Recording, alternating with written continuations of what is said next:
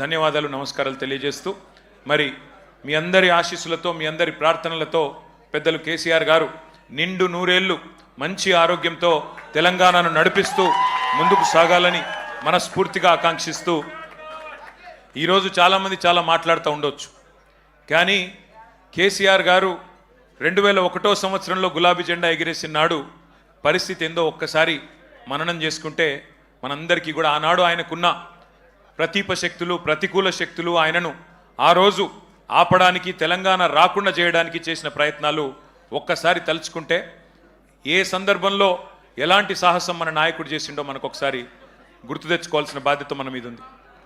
ఆ రోజు 2001లో కేంద్రంలో ఎన్డీఏ, దానికి సపోర్ట్ చేస్తూ చంద్రబాబు నాయుడు గారు, అట్లే ఇంకోవైపు 100 సంవత్సరాల పైచిలుకు చరిత్ర కలిగిన కాంగ్రెస్ పార్టీ, కేంద్రంలో బీజేపీ, రాష్ట్రంలో టీడీపీ, మరొక వైపు 100 సంవత్సరాల చరిత్ర కలిగిన కాంగ్రెస్, 3 బలమైన రాజకీయ శక్తులను ఢీకొనాలంటే చాలా సాహసం కావాలి.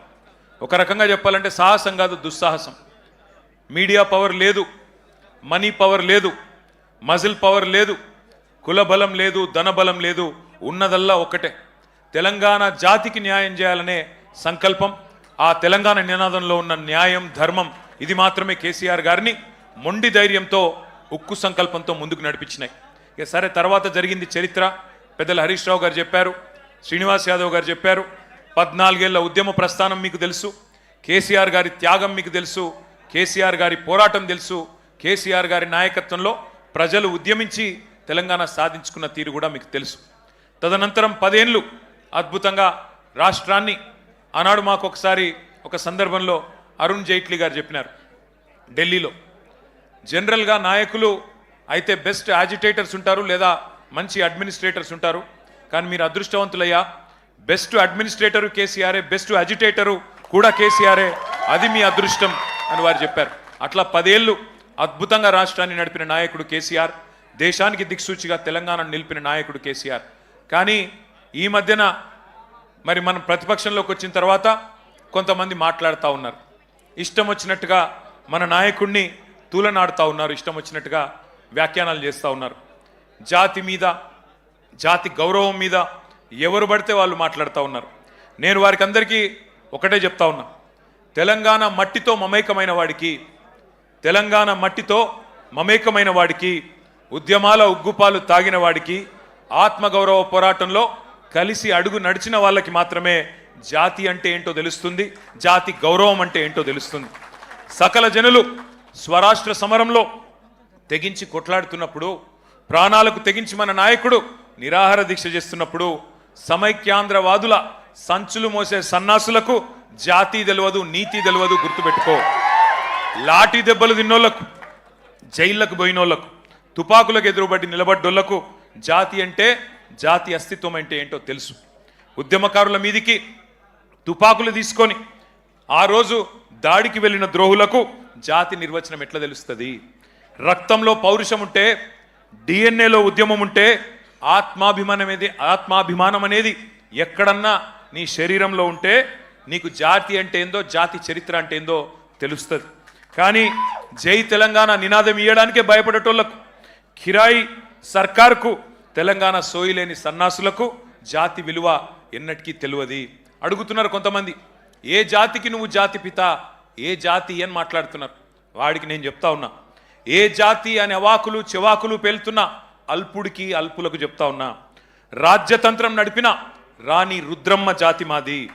జల్ జంగల్ జమీన్, జల్ జంగల్ జమీన్ అని కొట్లాడిన కొమురం భీముడి జాతి మాది. అస్తిత్వం కోసం అమరులైన సమ్మక్క సారలమ్మల జాతి మాది.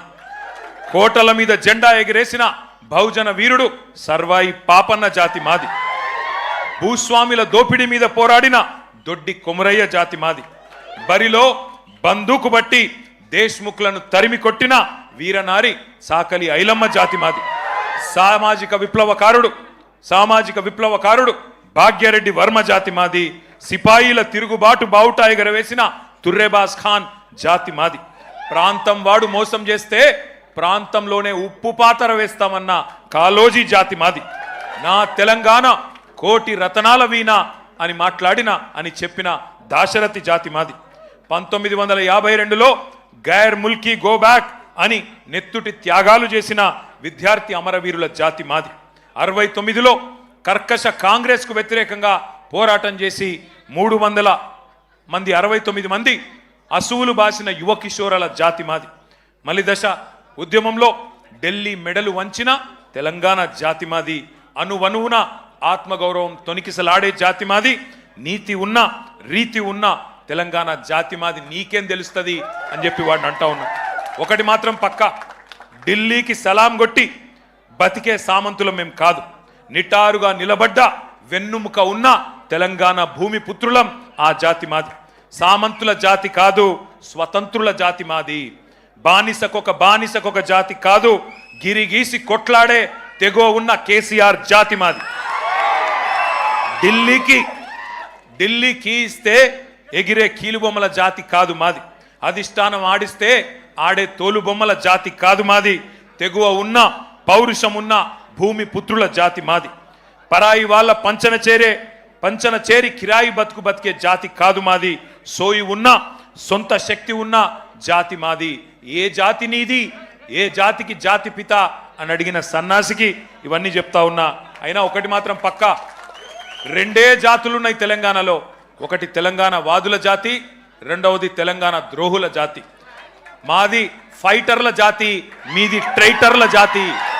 మాది కేసీఆర్ లాంటి ఫైటర్ల జాతి, నీది మరి ట్రైటర్ల జాతి. గుర్తుపెట్టుకో. ఒకటి మాత్రం పక్క, కేసీఆర్ అన్నాడు చెప్పుకోలేదు నేను జాతి పితనని. ప్రజలు పిలుచుకున్నారు.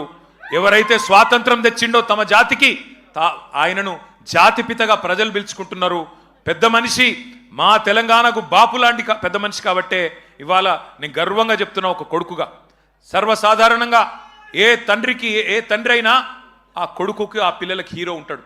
కానీ నా తండ్రి ఇలా తెలంగాణకు హీరో. అది తెలంగాణకు జాతికి మొత్తానికి హీరో. ఇది వాస్తవం. కొంతమంది మాట్లాడుతున్నారు ఆనవాళ్ళు చెరిపేస్తామని. ఆనవాళ్ళు చెరిపేస్తాం కేసీఆర్ అని మాట్లాడుతున్నారు.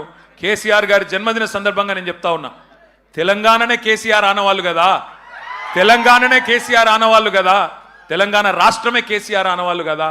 దాన్ని ఎట్లా జరిపేస్తావురా సన్నాసి? నువ్వు మమ్మల్ని ఎన్ని తిట్టినా, ఎన్ని బూతులు మాట్లాడినా ఒకటి మాత్రం వాస్తవం, ఆయన ఒక శిఖరం, నువ్వు ఒక శునకం.